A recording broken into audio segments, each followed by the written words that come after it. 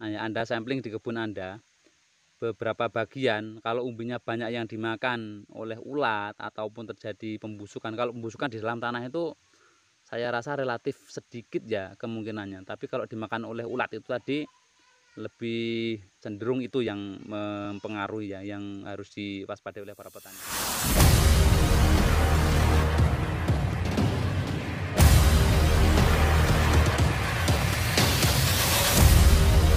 Assalamualaikum warahmatullahi wabarakatuh. Salam sukses dan sejahtera untuk para petani porang dan petani milenial. Masih bersama dengan Ki Ahmada Channel.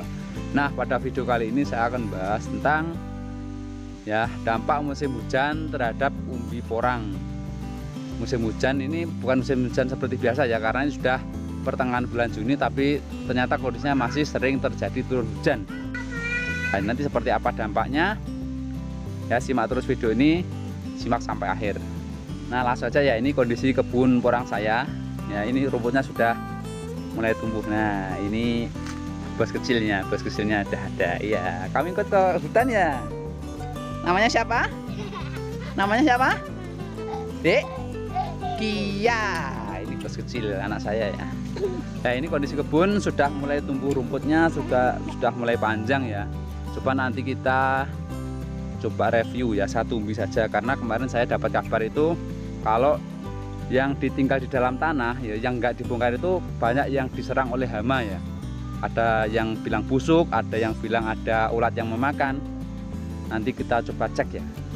Soalnya tadi saya juga sudah mengecek satu umbi itu ada indikasi terkena ulat, dimakan oleh ulat. Oke. Ya, nanti kita cek, kita lihat, kita review satu saja. Ini kemarin tanamnya dari biji katak ya, tanam dari biji katak, ditanamnya itu sekitar bulan Desember ya, mau ke bulan Januari ya. Seperti apa perkembangan umbinya nanti kita coba bongkar salah satu saja. Nah, langsung saja kita cari salah satu pohon ya yang masih kelihatan pohonnya ya. Ini gulutan-gulutan ini pergulutan itu tanaman porang yang kemarin ditanam. Gulutan kita cari yang masih ada sedikit ya, ini ada pembusukan batang ini ya. Ini batangnya busuk, berarti kemungkinan batangnya di sini ya, karena tahun ini sengaja nggak dibongkar, makanya tidak diberi tanda ya. Kalau mau dibongkar baru diberi tanda, biasanya diberi tanda sedotan ataupun bambu kecil ya, buat tanda kalau di sini dulu tempat umbinya ya, tempat tumbuh batangnya di sini. Setelah ripah diberi tanda itu baru nanti siap untuk dibongkar ya, dengan mengikuti tanda-tanda itu. Nah, langsung saja kita coba bongkar umbinya sebesar apa.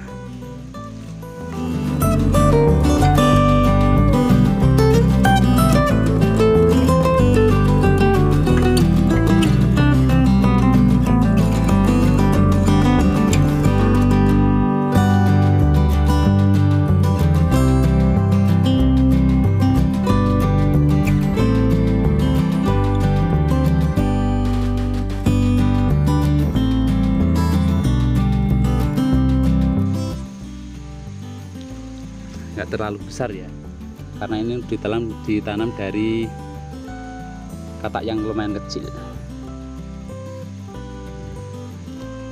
Saya fokuskan. Nah, ini hasil umbinya.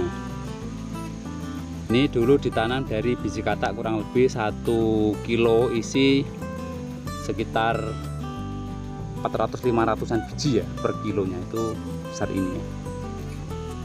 Kalau saya perkembangannya kurang begitu bagus ya, tapi nggak apa-apa ya, lumayan.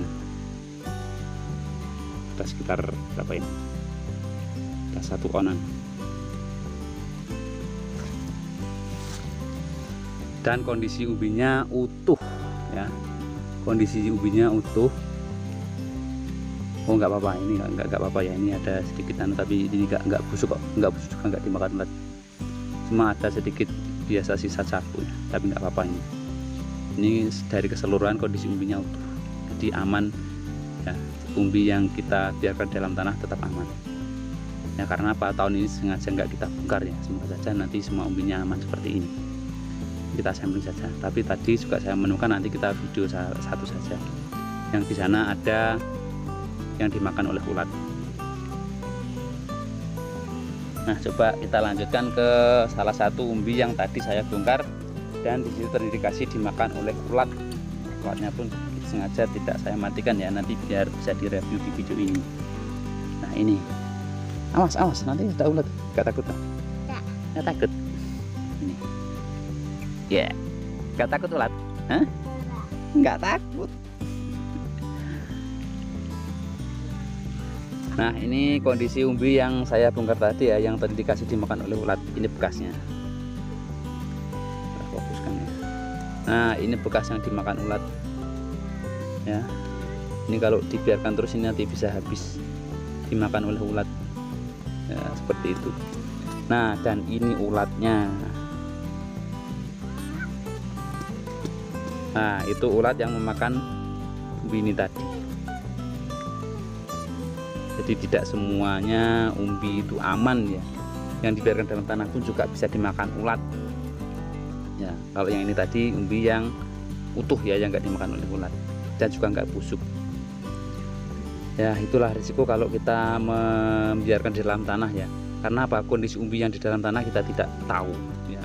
Oh, masih utuh atau rusak itu nggak tahu. Akan tetapi kalaupun dibawa pulang itu juga berisiko ya. Walaupun ulatnya bisa kita cegah karena kita bisa kita lihat, tapi kalau umbi yang dibawa pulang itu resikonya itu terjadi pembusukan lebih besar ya. Karena apa? Bulan Juni ini harusnya sudah memasuki musim kemarau, tapi ternyata masih hujan juga. Nah, seperti yang kita ketahui di Indonesia itu mengenal dua musim ya, yaitu musim hujan dan musim kemarau. Biasanya musim hujan itu terjadi antara bulan November atau bulan 11 sampai bulan April atau bulan 4, dan musim kemarau itu bulan Mei sampai bulan Oktober. Itu kalau menurut kalender ya, biasanya seperti itu. Tapi nggak tahu kenapa bulan ya tahun ini ya, tahun 2021 ini memasuki bulan Juni, bahkan pertengahan Juni ini masih terjadi hujan, bahkan relatif hujannya itu lebih sering ya dibandingkan dengan bulan-bulan yang lalu. Ya, apa pengaruhnya? Kalau hujan terus itu apa? Kondisi kelembapan udara itu sangat tinggi. Kalau kelembapan udara sangat tinggi, otomatis dalam kita menyimpan umbi porang pun kalau di rumah itu kondisinya kalau nggak benar-benar kering itu akan terjadi pembusukan ya. Bisa karena bakteri atau jamur karena kondisi udaranya yang lembab. Itu resikonya kalau kita bawa pulang. Dan kalau kita biarkan di dalam tanah ya seperti tadi, ada ulatnya yang memakan, kita tidak ketahui karena ada di dalam tanah ya, itu resikonya. Tapi itu terserah para petani ya, mau dikarantina di dalam tanah atau dikarantina di rumah ya, kekurangan dan kelebihan seperti itu tadi. Nah, kita kembali ke perkiraan musim ya. Harusnya musim itu kalau normal ya, normal di Indonesia itu bulan 11 ya, November itu sudah memasuki bulan musim penghujan ya. Biasanya di bulan itu masa tanam ya, masa tanam dari bibit porang itu sudah mulai ditanam ya. Dari bulan 10 pun juga sudah bisa, bulan 10, bulan 11, 12 dan seterusnya ya. Memasuki musim penghujan itu harusnya itu awal musim tanam, karena pada bulan-bulan itu memasuki musim penghujan dan kondisi bibit pun sudah tumbuh pada bulan-bulan itu. Nah, dan musim kemarau, memasuki musim kemarau yaitu bulan Mei ya, bulan Juni, Juli, dan puncaknya biasanya di bulan Agustus ya.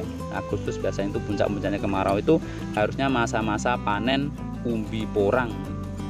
Panen umbi porang. Kalau kataknya itu biasanya diambil pada waktu ripah ya, setelah ripah atau setelah derman itu kataknya bisa diambil. Itu biasanya bulan Mei, Juni itu sudah banyak yang sudah ripah yang bisa diambil. Nah, kalau umbinya itu biasanya dibongkar pada bulan Juli ataupun Agustus itu pada musim kemarau. Tapi tahun ini nggak tahu kenapa kok musimnya nggak kunjung kemarau ya, kok masih sering terjadi hujan.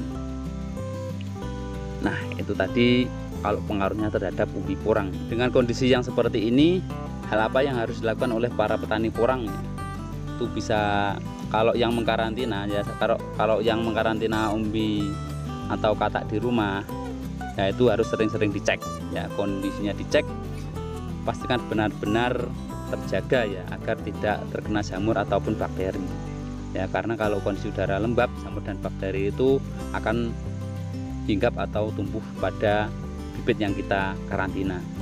Dan kalaupun kita mengkarantina di dalam tanah, kita harus sampling ya beberapa bagian ya. Contohnya umbi ini tadi saya cek ada 1 atau 2, nanti kalau ada yang terindikasi dimakan oleh ulat, nah itu bilahnya kita bongkar, kita cek ya, atau kita biarkan. Biasanya kalau dibiarkan pun yang sisanya yang kalau seperti ini tadi yang dimakan, ini kalau nggak sampai habis, mungkin sebagian atau nggak sampai keseluruhan ya, itu sebagian yang nggak dimakan itu biasanya tetap tumbuh ya, tapi kondisinya ya itu tadi, kalau cuma sebagian nanti pertumbuhannya juga akan lebih kecil daripada yang kita harapkan ya, kalau karena dimakan oleh hama ulat itu tadi.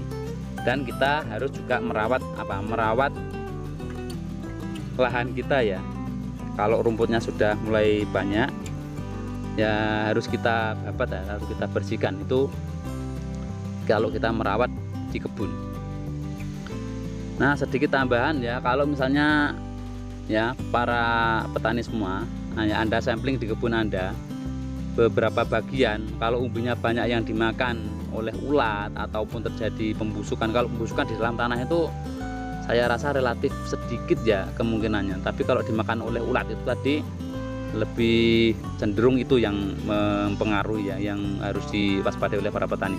Kalau mungkin sudah banyak ya, kalau mungkin Anda kira ya sebagian dari kebun Anda ya sudah dimakan oleh ulat, itu saran saya ya mungkin dibongkar lebih bagus ya, dicek umbinya itu lebih bagus. Tapi ya itu tadi resikonya, dalam penyimpanannya harus benar-benar terjaga atau terjamin ya, supaya tidak terjadi pembusukan.